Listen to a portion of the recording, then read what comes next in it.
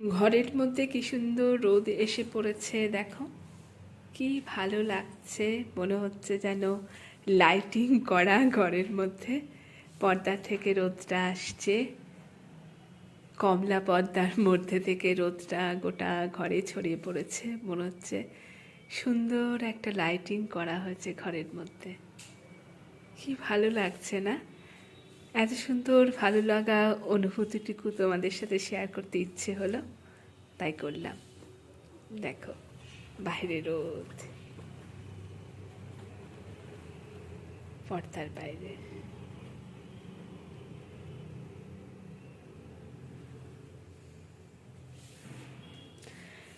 এখন একটু গুনগুন করে গান গাইতে ইচ্ছে করছে।